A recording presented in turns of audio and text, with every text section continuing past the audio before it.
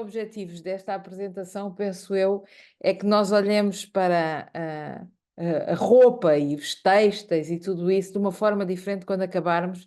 E se calhar, não estou a dizer que vocês terão esse comportamento, mas provavelmente algumas das pessoas que estão à vossa volta terão esse comportamento, que é o comprar desmesurado de têxteis e da moda que nós fazemos atualmente e que tem graves consequências ambientais.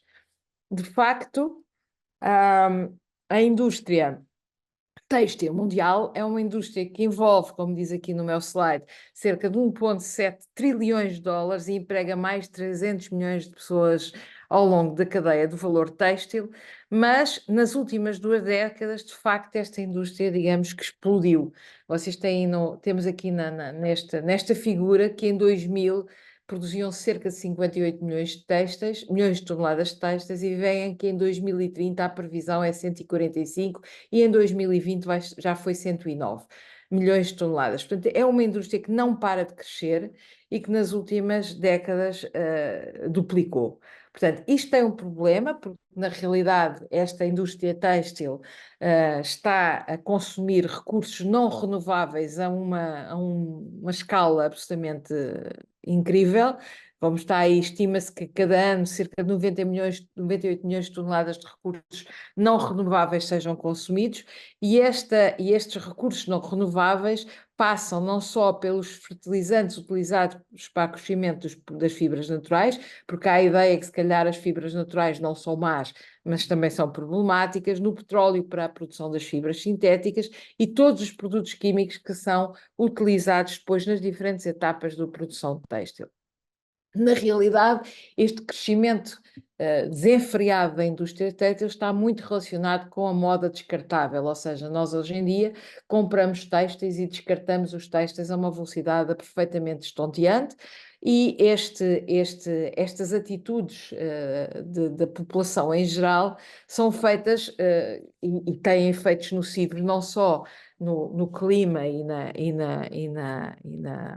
na terra, não é? Mas como também estão muito relacionadas com o abuso dos direitos humanos, porque o preço a que muitos da moda se encontra atualmente no mercado europeu e no mercado dos Estados Unidos, portanto, no mercado que tem capacidade financeira, acaba por ser muito baixo, considerando, de facto, o valor real que as coisas têm e que deviam ter se nós considerarmos tudo o que está subjacente relativamente a eles. Portanto, há aqui, na realidade, direitos humanos que são abusados e também há, digamos, abuso da terra como um todo.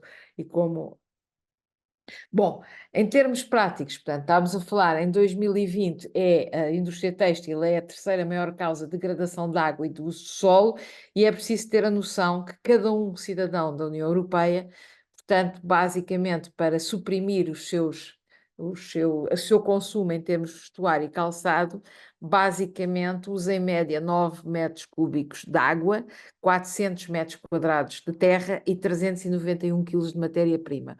Portanto, isto é uma coisa perfeitamente louca e, como diz aqui, provocou uma pegada de carbónica de cerca de 270 quilos. Portanto, isto é de facto um assunto importante e, como eu estava a dizer há bocado, não é preciso não pensar e não é. E eu, honestamente, até há um tempo atrás, julgava que esta pegada ecológica era muito derivada das fibras sintéticas e da utilização das fibras sintéticas, mas, por exemplo, o algodão, que é uma fibra extremamente utilizada, como toda a gente sabe, 3% de todas as terras aráveis do mundo são utilizadas para produzir algodão, 24% dos inseticidas, 11% dos pesticidas. Portanto, quer dizer, isto é uma pegada que é enorme e não é necessariamente devido à utilização das fibras sintéticas. Também as fibras naturais têm uma pegada ecológica. Por exemplo, não sei se eu não sabia, calculo que quem está desse lado também se calhar não sabia, são precisos 11 mil litros de água para produzir um par de calças de ganga e são precisos 2.700 litros de água para produzir uma t-shirt. Ora bem, estes números são de facto enormes e não são comportáveis se nós pensarmos que podemos comprar uma t-shirt, vesti-la 2 vezes e deitá-la fora. Porque na realidade esta indústria têxtil é responsável por 20% da poluição industrial da água e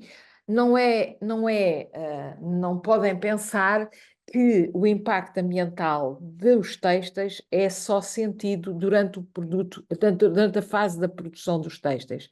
Na realidade, a fase de produção dos têxteis, desde a produção da fibra à produção da roupa, tem um impacto ambiental enorme, mas o impacto ambiental é sentido ao longo toda da vida do têxtil. Por exemplo, não sei se tinham esta noção, mas a lavagem da roupa contribui com 35% total dos microplásticos libertados para o meio ambiente. Portanto, o ciclo de vida dos têxteis, ou seja, o seu uso contribui negativamente também para o meio ambiente e depois do seu uso, portanto, no fim de vida dos têxteis, é também um problema, porque dos 26 quilos de têxteis que anualmente cada cidadão europeu utiliza, 11 vão parar ao lixo e desses 11 quilos que vão parar ao lixo, apenas 1% desse valor vai ser reciclado. A maioria é incinerada ou depositada em aterros, com consequências ambientais negativas, e estes dados são dados que estão, por exemplo, disponíveis na nossa página da Agência Portuguesa do Ambiente. A União Europeia, obviamente, reconhece o problema e existe uma estratégia da Comissão Europeia para 2030 em que prevê que o setor têxtil deverá ser competitivo, resiliente e inovador, sendo os produtores responsáveis pelos produtos ao longo de toda a cadeia de valor.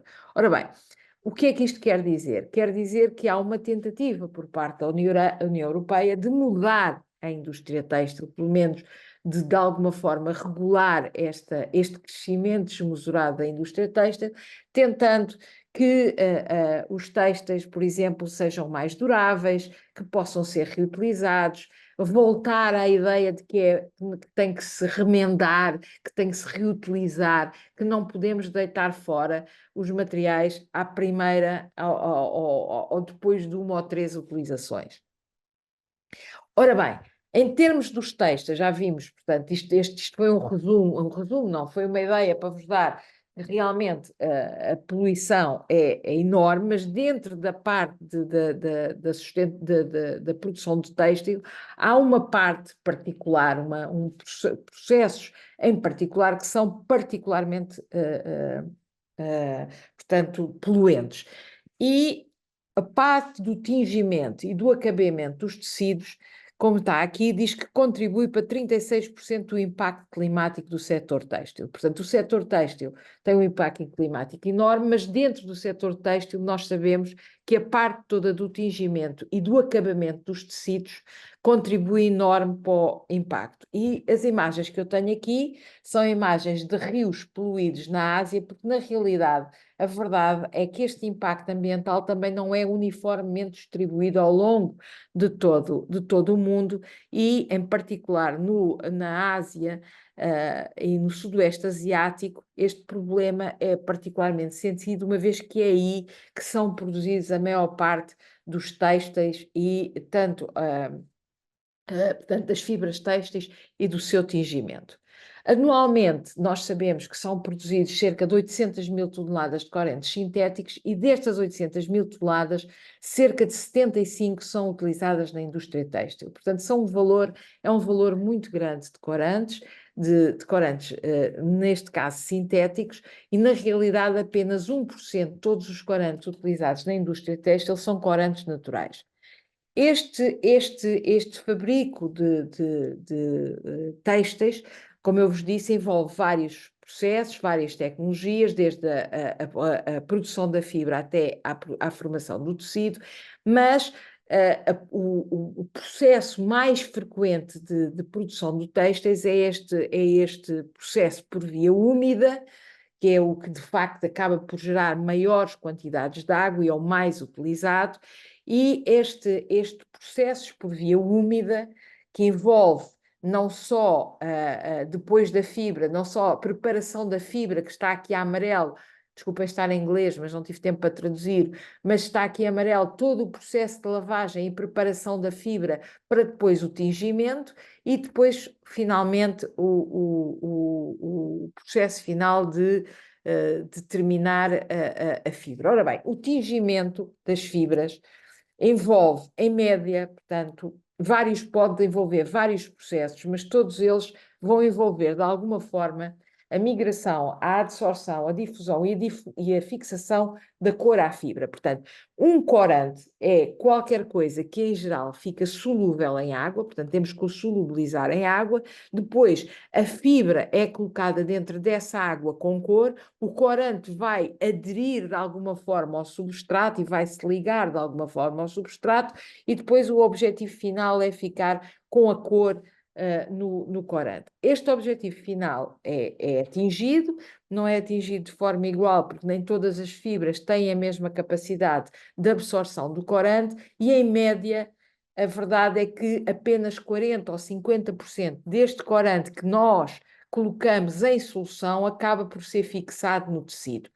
E, além do corante natural, não é natural, além do corante, aliás, a maior parte dos corantes, como vimos, são corantes sintéticos, estes corantes não são colocados em solução sozinhos, portanto, há muitos materiais depois que também são colocados na solução para promover esta absorção do corante à fibra. Portanto, em média, como aqui diz, 40% ou 50% do corante utilizado vai ficar em solução. E, na realidade, se nós olharmos para o consumo de água, na indústria têxtil, 72% do consumo de água é feito em todo este processo, neste wet processing. Portanto, o consumo é feito na parte toda do processamento da fibra, para o pôr em situação de receber o corante, e depois na parte do tingimento e no acabamento das fibras. Portanto, é aqui que a indústria têxtil leva o grosso da água, é utilizada, 70% da água é utilizada em todos estes processamentos, e dentro destes processamentos, uma coisa interessante que eu também não sabia, tenho de vos confessar, é que 70% da água, na realidade, não é para fazer o processo, é para fazer lavagens intermédias. Ou seja, eu tenho que, entre os processos unitários, lavar as fibras. E essa lavagem que vai o quê? Que vai, na realidade, remover produtos químicos residuais em cada operação. Nessa água, vou ter muitos produtos químicos, e essa água vai estar contaminada e vai passar, muitas vezes, e então no sul asiático, vai passar diretamente para o meio ambiente.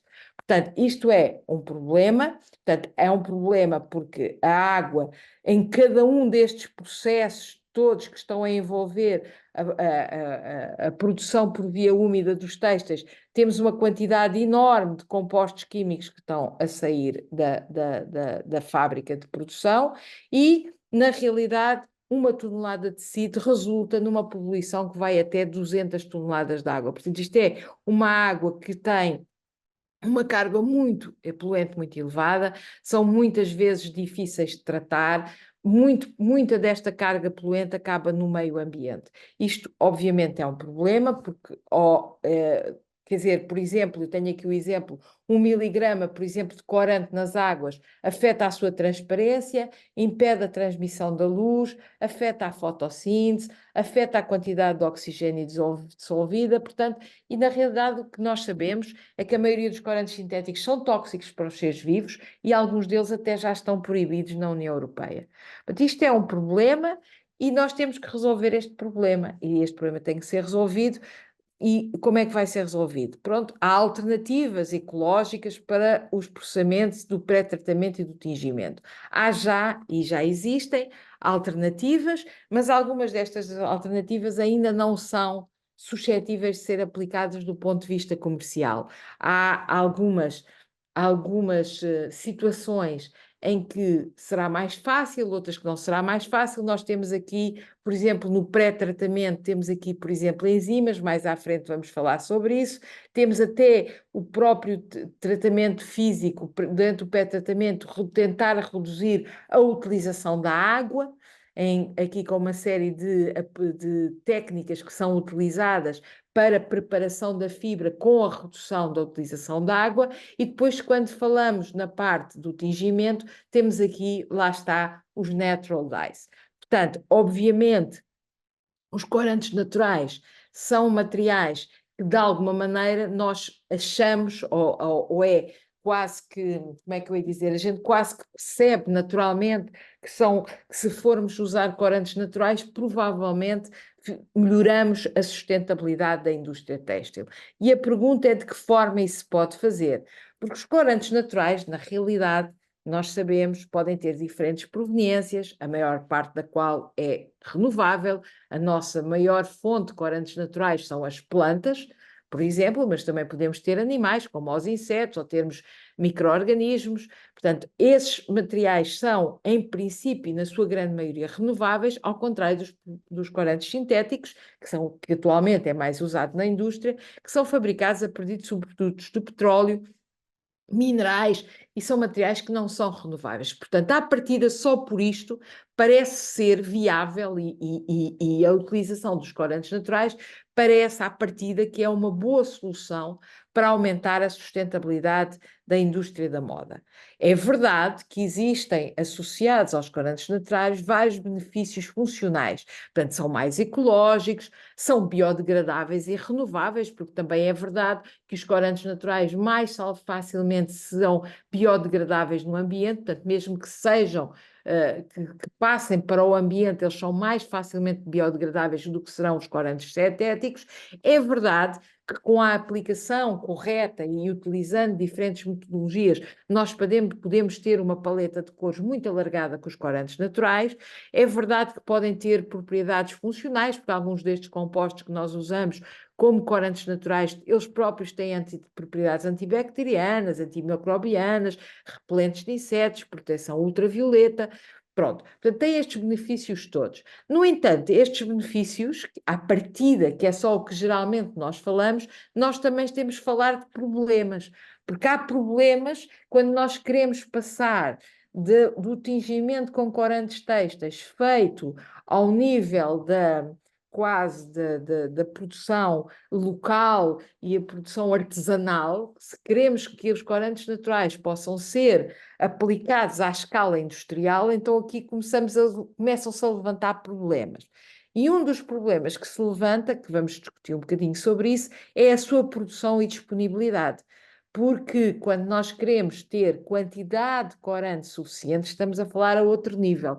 Uma coisa é nós irmos ali à floresta, apanhar umas flores, umas folhas, arranjar uns cogumelos para ir tingir uma meada de lã. Outra coisa é pensar que vamos ter corante natural suficiente para manter uma fábrica a funcionar e para produzir toneladas de tecido.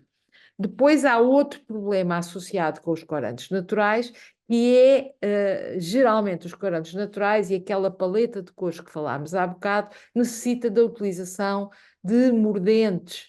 E estes mordentes são, geralmente, compostos químicos com íons metálicos, o alumínio, o ferro, o cobre, que, enfim, também não são materiais que seja muito positivo nós lançarmos do ambiente. Portanto, não é verdade que a utilização de corantes naturais seja perfeitamente isenta de problemas, sobretudo quando nós estamos a utilizar estes mordentes metálicos.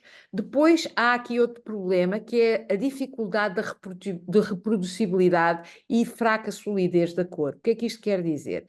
Quer dizer que é muito difícil, com corantes naturais, e nós já vamos discutir um pouco sobre isso, reproduzir as cores, porque os corantes naturais são produtos do metabolismo secundário, muitas vezes das plantas e até dos micro-organismos e dos insetos, e a concentração que a planta tem não é constante ao longo do tempo e, portanto, nós poderemos ter problemas de obter reproducibilidade na cor. Também há um problema associado aos corantes naturais, que é o facto de muitos deles degradarem relativamente facilmente com a luz. Portanto, a fotodegradação dos corantes também é um problema e que faz com que, enfim, a sua camisola hoje tenha uma cor, passado um ano tenha outra cor e nem é preciso lavá-la, basta ter lá a luz. Pronto, e portanto isto é um problema potencial para a utilização dos corantes naturais na indústria. A última situação, que também não é menos importante, é que estes corantes naturais têm muito pouca afinidade pelas fibras sintéticas. Em geral, os corantes naturais funcionam muito bem com a lã, já funcionam menos bem porque são a lã e a seda são materiais que são proteicos, mas já não funciona tão bem com os materiais celulósicos. Também é mais difícil tingir, por exemplo, o algodão do que é difícil tingir a lã. E quando chegamos às fibras sintéticas, então mais difícil é, porque muitas delas, os corantes naturais não têm capacidade de tingir aquelas fibras sintéticas. Portanto, como veem, apesar dos corantes naturais, à partida, serem uma solução verde para a indústria têxtil, se calhar existem aqui uma série de problemas que é preciso resolver, não são intransponíveis, mas é preciso resolver. Portanto, estávamos a falar da reproduzibilidade e solidez da cor, portanto, por exemplo, os corantes naturais são extremamente afetados pelo o cor final, fica extremamente afetada pelas condições de tingimento. Por exemplo, o tipo de água. Se a água é mais dura, se a água tem um pH ligeiramente diferente, portanto, tudo isso vai implicar que o mesmo corante natural, de uma fábrica para outra, por exemplo, exatamente com as mesmas condições, com a mesma receita, não dá a mesma cor.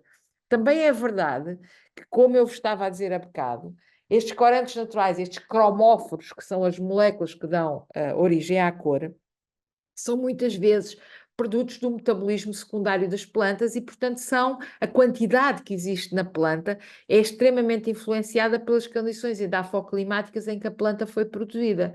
Portanto, ou seja, diferentes bates de planta vão dar origem a tingimentos com tonalidades diferentes. Portanto, isto é um problema, está bem? E depois há, como já falámos, a parte da utilização dos mordentes, que é problemática, e toda a parte da suscetibilidade destes corantes naturais à luz. Portanto, é preciso, de alguma forma, digamos, não sei se resolver, mas pelo menos estar consciente destes problemas. Quanto à disponibilidade, bom, a disponibilidade é outro problema, porque na realidade, como eu disse logo no início, apenas 1% da totalidade dos corantes naturais, que são dos corantes utilizados na indústria, é corante natural. Portanto, estamos a dizer que nós temos neste momento uma disponibilidade de cerca de 10 mil toneladas de corantes. Ora, se queremos de facto substituir ou ter uma tentativa de substituir os corantes sintéticos por corantes naturais, temos que ter disponibilidade, temos que ter corante natural para as empresas poderem utilizar. Ora bem, há aqui outro problema, porque se nós pensarmos que temos que os produzir do zero, então podemos comprometer a sua suscetibilidade, porque agora vamos ter que ter solo arável para cultivar todos estes corantes naturais, mais os agroquímicos que vamos utilizar na sua produção. Portanto, estamos aqui um bocadinho na quadratura do círculo, não é? Por um lado, queremos usá-los porque parecem ser mais verdes, mas depois temos, para os produzir, temos todo o problema associado. Então, o que é que se pode fazer? Quer dizer, como é que nós podemos utilizar corantes naturais, por exemplo, eliminando alguns destes problemas ou tentando eliminar alguns destes problemas que, à partida, estão associados com os corantes naturais?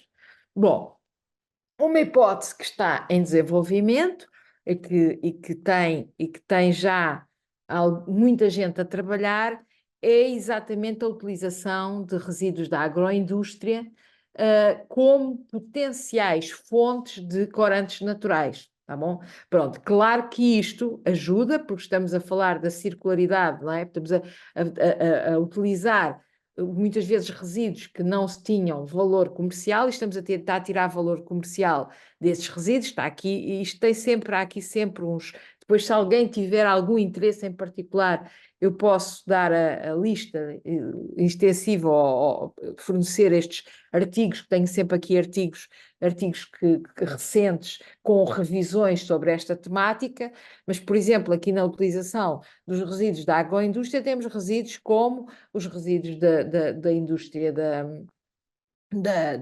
azeitona, aqui red grape, portanto, as antocininas tiradas das uvas, portanto, estamos a falar aqui da indústria do vinho, portanto, temos aqui uma série, temos aqui, por exemplo, os carotenoides, temos o tomate, coisas que aqui, enfim, até se relacionam ou se podem relacionar aqui com o nosso Alentejo e com as produções agrícolas que aqui temos. Claro que o que é que se passa? Toda a gente já identificou que existem estes resíduos e que existem este potencial. O problema é traduzir e transformar este potencial em qualquer coisa que seja viável do ponto de vista económico. E esse é o ponto que ainda, enfim, não é claro e não é 100%, quer dizer, passar do Erlenmeyer no laboratório à fábrica, há aqui muito passo ainda para dar, acho eu. Portanto, há problemas ainda relacionados com este assunto, mas realmente temos que olhar, ou temos que olhar para os corantes naturais, se calhar não o corante natural que vem diretamente da planta que nós usamos ou se usa tradicionalmente para tingir, mas olhar para outros materiais onde possam existir compostos que podem ser recuperados e podem ser utilizados nos produtos naturais, porque não é, se calhar não é fazível, não se pode pensar que vamos cultivar as plantas ou cultivar plantas em quantidade suficiente para termos material para atingir ao nível industrial. A outra área que eu acho que é muito interessante e muito importante é a utilização de micro-organismos para produzir pigmentos e corantes naturais. Algumas bactérias e fungos podem produzir pigmentos, elas próprias, que podem ser usados com sucesso como corantes industriais e têxteis. Os micro-organismos até podem fornecer cores invulgares, portanto, coisas que são um bocadinho fora da caixa, dourado, prateado, verde fluorescente, portanto, há toda essa área. E muitos da produção destes materiais pode ser aumentada através da clonagem de genes e que vamos pôr as nossas bactérias, os nossos fungos a produzir quantidades significativas de pigmentos. Por exemplo, tem aqui um exemplo de uma bactéria a produzir indigo, o pigmento azul. Portanto, estes materiais, estas bactérias modificadas podem ser, o material pode ser produzido à escala industrial, porque podemos utilizar tanques de fermentação com estes micro-organismos a produzir grandes quantidades de corante. Temos, por exemplo, exemplos em que estes micro-organismos podem começar a produzir materiais que não têm nada a ver com os materiais que eles normalmente produzem. Por exemplo, tem aqui o exemplo da Escherichia coli a produzir o corante que era o corante mais caro da antiguidade, que era o púrpura de Tiro, que é originalmente produzido a partir de uns caracóis do mar, e aquilo era tão caro. Foi começado inicialmente produzido pelos fenícios, sabe-se que os fenícios transportavam isto ao longo de todo o Mediterrâneo, e há períodos no Império Romano em que só o imperador e a sua família podia usar tecidos tingidos com este material, e agora conseguimos, a partir do triptofano, que está aqui, é o triptofano, com a introdução, como diz aqui, com a introdução dos genes adequados, podemos fazer com que a E. coli passe a produzir o dibromoindigo. Portanto, isto é o murex cicinale, portanto, isto era o processo, é um processo tradicional, é a partir destes caracóis do mar. Algumas destas espécies até desapareceram do Mediterrâneo porque foram super exploradas, quer por fenícios, quer por romanos. Há o processo químico que envolve obviamente, materiais sintéticos e altamente poluentes para produzir o bromoindigo, e agora é possível pôr a E. coli a produzir o púrpura de Tiro, e tem aqui, por exemplo, o tecido que foi tingido com esta E. coli e que em tudo foi semelhante à cor final do tecido quando ele é tingido com o dibromoindigo sintético. Portanto, isto é uma solução e há, de facto, já empresas digamos, a cavalgar nesta solução. Uma delas é esta Chlorifix, que é uma empresa que foi fundada em 2016 por uns cientistas de Oxford e que, na realidade, é uma das primeiras empresas a utilizar o processo biológico na tinturaria de têxteis à escala industrial. Portanto, já passámos à escala industrial aqui, é por isso que eu trago este exemplo, e na realidade o que eles fazem é que basicamente identificam a cor, descobrem o código DNA que está associado à produção daquela cor, engineer microorganisms to produce the cor, portanto vamos meter esses genes dentro de micro-organismos que produzem para produzir a cor. No minuto em que têm esse passo afinado, podem mandar para o cliente o inóculo com esses micro-organismos. Esses micro-organismos são crescidos já na fábrica, portanto a parte da produção da cor é feita na fábrica, que depois este líquido é utilizado, aparentemente pode ser utilizado nas máquinas normais de tingimento, e o corante, portanto, eles fazem isto, o corante, crescem o corante, transferem o corante para dentro como estava ali, da máquina industrial, e agora, desculpem, dentro desta máquina industrial, a 37 graus, portanto, temos ainda condições em que os bichos estão vivos. Esses bichos vão se agarrar às superfícies, em vez de flutuarem no líquido, eles gostam de se agarrar às superfícies, portanto, vão se agarrar às fibras do tecido.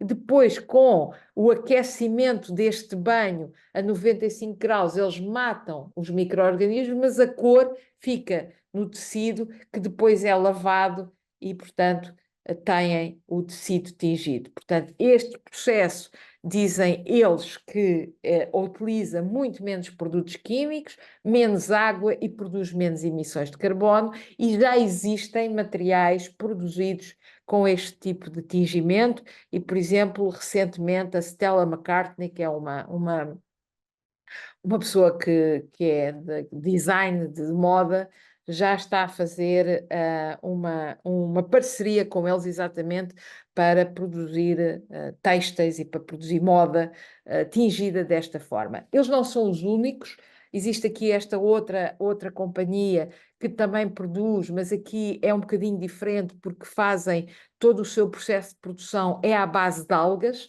e produzem não só corantes, mas também fibras.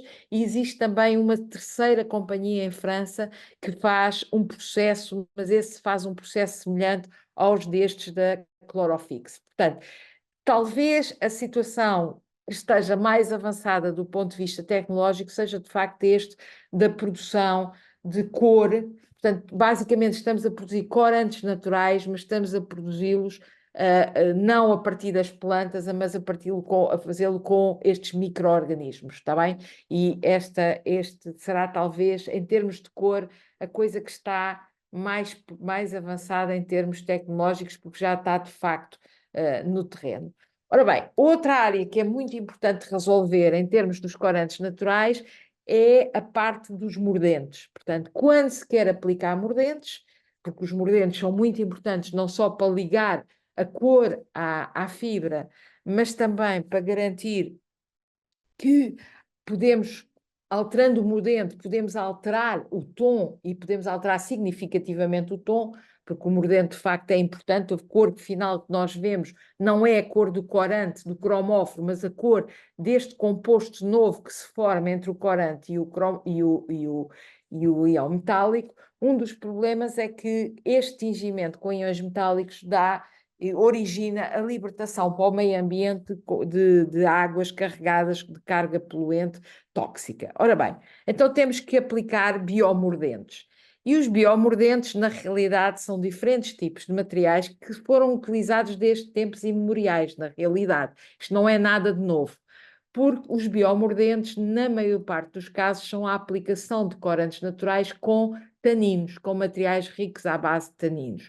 E os taninos era o mordente dos pobres, porque na realidade, na Idade Média, por exemplo, as pessoas comuns não tinham acesso a alúmino. O alúmino era um material muito caro, por exemplo, e outros mordentes. E eles utilizavam e fixavam a cor utilizando diferentes plantas, como por exemplo a casca do carvalho, da noz, da romã, tudo materiais ricos em taninos e que são utilizados para poder ligar as fibras à cor. Obviamente que existem diferentes plantas que podem ser utilizadas, há diferentes tipos de taninos, os taninos são uma família muito grande e há diferentes tipos de taninos, e consoante os taninos, assim a cor pode ser modulada. A verdade é que estes taninos também podem ser subprodutos da indústria da agroindústria, e portanto Lá atrás nós falámos de os resíduos da agroindústria como sendo uma fonte de cor, mas também podem ser considerados uma fonte de taninos e uma fonte de mordentes para a indústria têxtil. Por exemplo, outra área que eu acho interessante e também confesso que nem sequer sabia, é a utilização de plantas bioacumuladoras. Portanto, há plantas que têm a capacidade de acumular nos seus tecidos grandes quantidades de alumínio e de outros metais. Estas plantas geralmente são faladas no contexto de recuperação de solos. Portanto, solos que estavam contaminados com metais e depois pode-se plantar estas plantas, as plantas vão absorver aqueles sais e depois só tem que se tratar aquela matéria vegetal, mas pronto. Este tema das plantas bioacumuladoras não são geralmente associados ao tingimento natural, são referidas relativamente ao tratamento de solos contaminados. No entanto, portanto, se eu tiver uma planta que é bioacumuladora de alumínio, posso mimetizar a utilização da lumen, mas sem estar a utilizar de facto um sal de alumínio. Há várias plantas, talvez a família mais conhecida, sobretudo por acumular alumínio, é esta família de plantas que eu não vou dizer, que eu não sei dizer o nome, Simplocacea, acho que é assim que se diz. Está aqui um exemplo de uma planta que é do sul, da Ásia, do sul da Ásia, e que, por exemplo, pode ser comprada, vende-se pó de folhas seco desta planta, porque é muito rica em alumínio e, portanto, serve como mordente das plantas, dos corantes. Temos que falar também na utilização de enzimas, que é outra área extremamente importante, tanto no pré-tratamento do tingimento, para fazer o tingimento das plantas, como depois até no próprio tingimento. E estas enzimas e a utilização destas enzimas, na realidade, promove ou resulta numa redução da pegada industrial, porque na realidade envolve, quando utilizam enzimas, muitas vezes requer a utilização de menos água e menos recursos. Ora bem, as enzimas, a maior parte das enzimas que são utilizadas são hidrolases e são oxirredutases e, como veem aqui, a maior parte dos casos são enzimas que são utilizadas para lipases, proteases, celulases, portanto, depende do tipo de fibra, mas são utilizadas para melhorar como é que eu ia dizer, tornar as fibras mais passíveis de serem coradas. Portanto, elas vão melhorar a fibra no sentido em que vão torná-la mais biodisponível para o corante. Portanto, estas enzimas são usadas não só, portanto, como digo, na parte da preparação da fibra, mas também no tingimento. Por exemplo, algumas delas são usadas como as lacases, podem ser usadas no tingimento de fibras e no tingimento com tons mais escuros, porque as lacases promovem a oxidação dos compostos fenólicos e a sua polimerização, e, portanto, depois isso dá origem a pigmentos mais escuros. Também podem ser usadas para o descoloramento, por exemplo, dos corantes, e são usadas às vezes no tratamento das águas residuais. Portanto, é importante falar, já que estamos a falar aqui digamos, em metodologias mais verdes para a indústria têxtil, não podia deixar de vos falar das enzimas. Por exemplo, tem aqui um exemplo do tingimento do algodão com indigo, em que a utilização de enzimas e a conversão fotolítica, portanto, um conjunto de enzimas e luz, faz reduzir imenso a pegada ecológica da produção de umas calças de ganga. Portanto, estamos aqui a falar que a indústria, por exemplo, das calças de ganga usa indigo, que está aqui à vossa esquerda no slide, usa o indigo, mas o indigo é um produto que não é solúvel em água, porque resulta da oxidação deste composto que é o hidroxilo. E depois, para atingir, por exemplo, as calças de ganga, têm que reduzir o indigo e depois voltar a oxidar o indigo para ele ficar aqui nas fibras. O que eles aqui propõem é usar o precursor e fazerem a polimerização do indigo, desculpem, fazerem a produção do indigo a partir do hidroxilo, exatamente por via fotolítica e por via enzimática. E isto reduz, por exemplo, a pegada ecológica da produção de umas calças de ganga. Portanto, para além da utilização destes materiais mais ecológicos que estivemos a falar, também se pode alterar a forma como eles são aplicados às fibras. Eu não tenho tempo nem tenho conhecimento muito para falar sobre isto, mas quem estiver interessado há artigos sobre estas emerging technologies, portanto, estas tecnologias emergentes de aplicação. Todas elas resultam basicamente em utilizar menos água e, que eu não tenho falado muito isso, mas utilizar menos água e menos energia, porque esta água que é utilizada tem que ser aquecida, a maior parte das vezes. Portanto, é água quente e implica a utilização de grandes quantidades de energia para aquecer a água. Portanto, estamos aqui a falar em redução em termos de água e em termos de energia utilizada. Portanto, como alcançar práticas sustentáveis na pré-tratamento e tinturaria, portanto, uso de materiais ou processos ecológicos para pré-tratamento e tingimento, portanto, mudar a forma como fazemos o tratamento e o tingimento, de forma a minimizar o uso da água, reutilizar águas residuais, tratamento de efluentes, quer dizer, é impossível continuarmos a ver rios coloridos por esse mundo fora, isto não faz sentido, tem que ser feita alguma coisa porque isto não é sustentável. Obviamente tem que se incorporar tecnologias eficientes, mas é preciso falar que as tecnologias têm que ser economicamente viáveis. Nós nunca vamos ter possibilidade de alterar processos se eles não forem economicamente viáveis, as pessoas não estão disponíveis para alterar os processos. Portanto, nós no laboratório podemos arranjar métodos e metodologias muito bonitas de fazer as coisas, mas depois elas não são, se não forem transponíveis, se não forem economicamente rentáveis, elas nunca vão passar para a indústria. Obviamente é preciso desenvolver parcerias entre a indústria de produção de fibras têxteis, especialistas em química, profissionais de design e indústria têxtil. É muito importante ter os profissionais do design e da indústria têxtil neste comprimento de onda. Portanto, é preciso que as pessoas adiram e tenham a consciência ecológica do que é que está por trás desta indústria, e depois é preciso, obviamente, disseminar a informação por todos os profissionais. Bom, o final desta minha pequena conferência de divulgação é que nós devemos ser todos mais conscientes, devemos todos comprar menos roupa, menos têxteis. É preciso dizer que o consumo de têxteis na União Europeia é o fator que tem o quarto maior impacto no ambiente e nas alterações climáticas, a seguir à produção de alimentos, à construção de habitação e à mobilidade. Portanto, não estamos a brincar, estamos a falar de coisas sérias. Portanto, quando estamos todos os dias ou todos os meses ou a comprar roupa, tem consequências ambientais e eu acho que a maior parte das pessoas não tem a noção disso.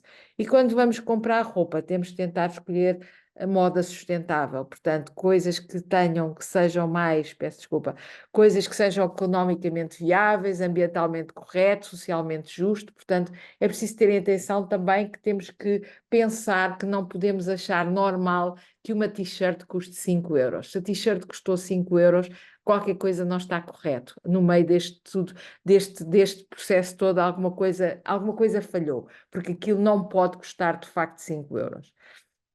Isto é a bibliografia, se alguém estiver interessado, depois eu posso fornecer. Além de todos os artigos referidos, há aqui alguns materiais que eu usei.